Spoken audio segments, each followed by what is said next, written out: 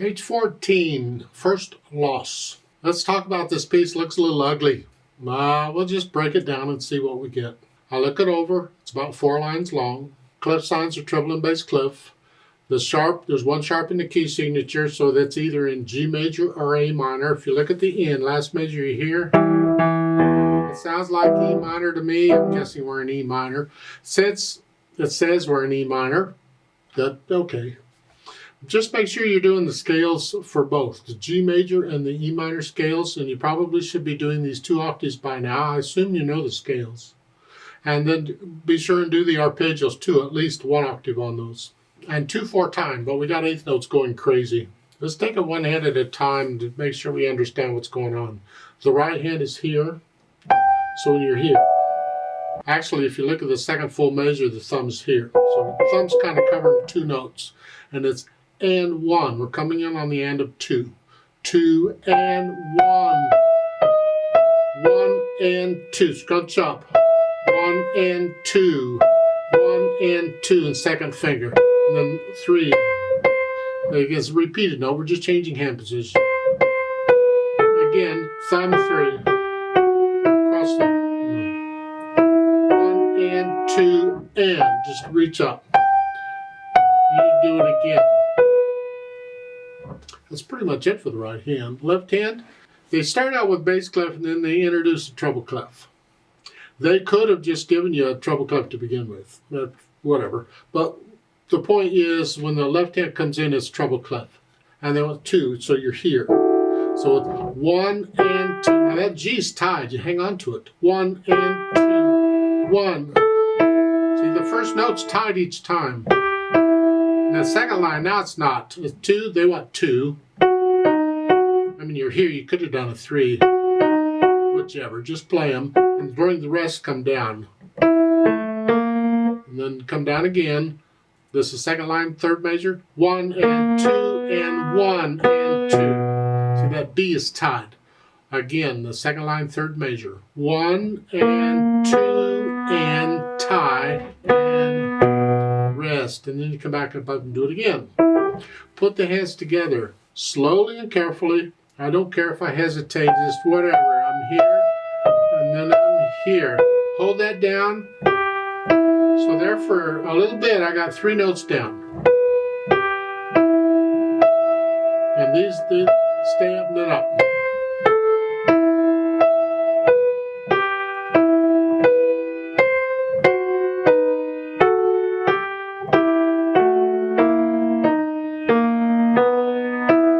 Hold that B down in the left hand now.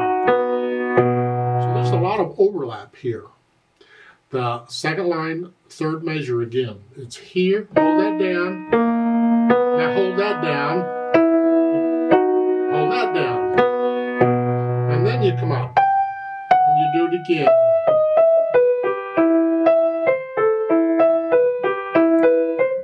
And then once I have the hands working together, I get rid of the hesitations. And then I think about the articulation. And this is pretty smooth. You're going to connect it.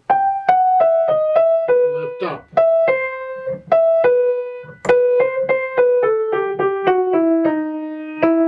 Really, these 8th notes,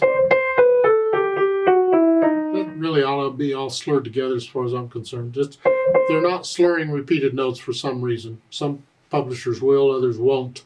You can't really connect repeated notes, but you pretend you can. You treat them.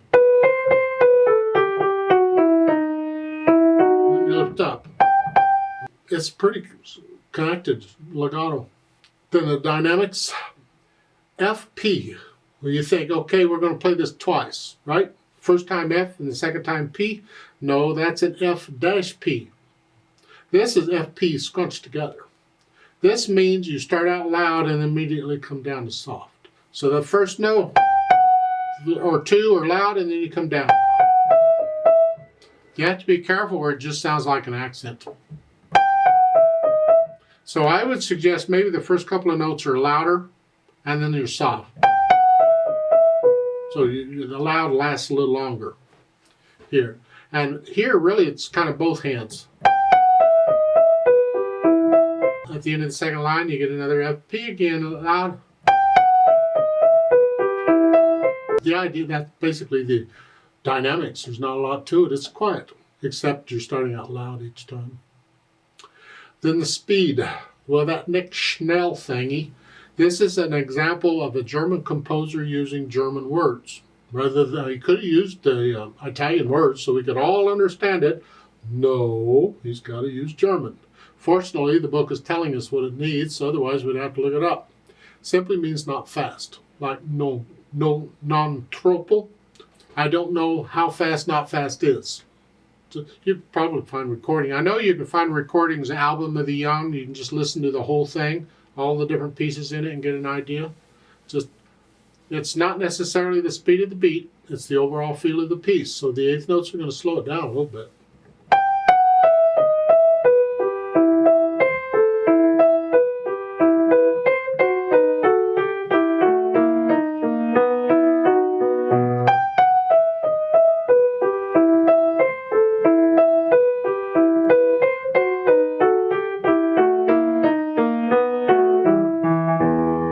Feel like a little retarded at the end. I did. I don't know if you do or not. This is an arrangement. You got to go back and look at the actual piece that he wrote, because these dynamics and articulation of things may have been changed.